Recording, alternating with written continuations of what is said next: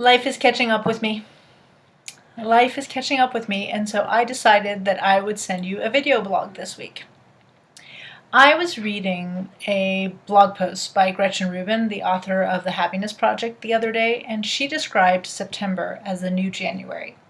And I think the point that she was making is that as the school year starts, a lot of us sit around, especially those of us who are parents, and look at September as this opportunity for renewal, this opportunity to get back on track, back on target. And certainly as a working parent, I'll tell you, I was looking at September as an opportunity to sit down and strategize about my business. And what I realized the other day is that I am just as busy and sometimes just as overwhelmed now as I was a few weeks ago, despite the fact that I have up to 18 extra hours of child-free time to work. And I was thinking about this yesterday while throwing down lunch way too fast and trying to wonder what had happened, because instead of feeling like I have all this time to focus on my business, like I finally have time to start writing my weekly emails to you guys and catch you up with what's going on, I filled up my time with a billion things. And that's what I mean when I said life has happened. I've entered this place, and I think many of us do this, where when we have free time, we fill it up, fill it up, fill it up. And we fill it up with things as they come, instead of stopping and thinking about what kinds of things I wanted to fill it up with. So I have a few articles with deadlines coming up for other publications, and I had to work on that. And I have to work on the Health Unplugged presentations that are due at the end of the month of October. This is Julius. Sorry for the excessive panting. And I'm filling my time up with podcasts and podcast guests, and those are all wonderful things. But the thing that I told myself I wanted to do at the end of the summer was get back to writing to you guys.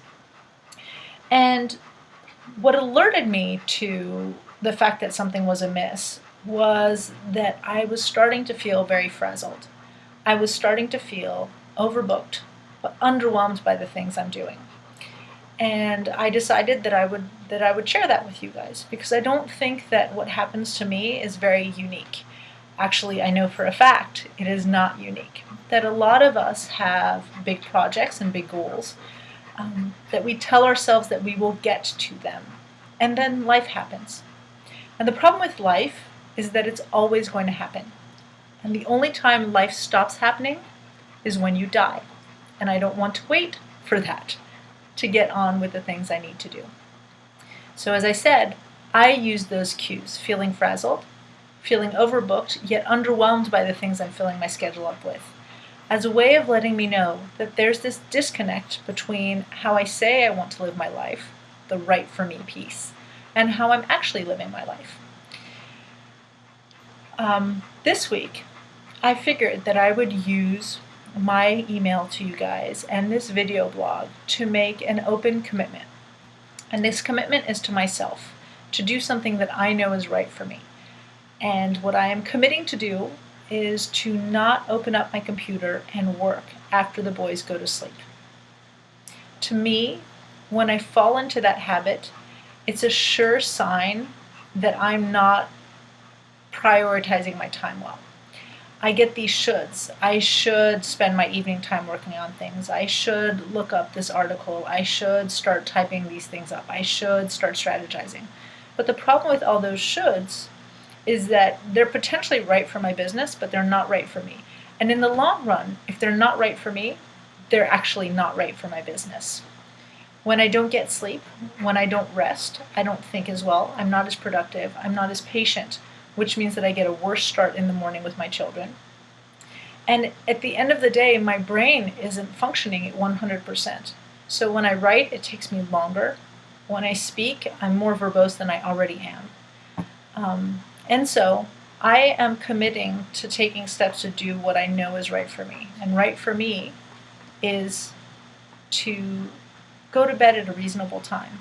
But more importantly, to not work right before going to bed. And I wanted to make this commitment in front of everybody else because, again, I don't think that I'm unique in getting caught up in life this way. and in losing track of certain priorities or certain needs or values that I know are important for me.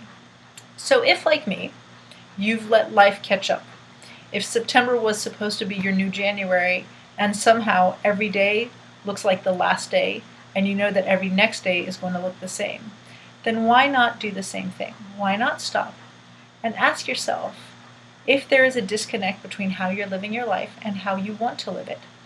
And if there's one thing that you can commit to doing this week that will make a difference, whether it's spending more time doing something you want to do or need to do, whether it's getting more rest, paying attention to how you're eating, anything.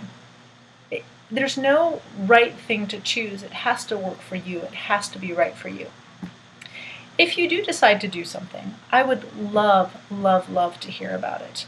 And you can share it on our Facebook page, which is just go on Facebook if you're not already following the page and look up Life in Focus. You can share it on Twitter.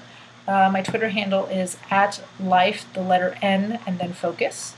Or you can email me directly. At the bottom of the email you receive, there will be a button, and if you click that, it will point you directly to the Facebook page to share what your commitment is for this week. So thanks for keeping me accountable. Thanks for being there, and through what I do for Life in Focus, for reminding me to continue focusing on the things that are important to me and to continue focusing on doing what's right for me instead of just doing what might be right for my business or right for my kids or right for someone else. And if you need anything from me, and if I can help you in any way, please get in touch with me. You can private message me or you can put it out openly. I would be glad to help in any way I can. And I look forward to writing more articles and posts for you guys and to being a little bit more consistent with the mailers. Thanks, guys.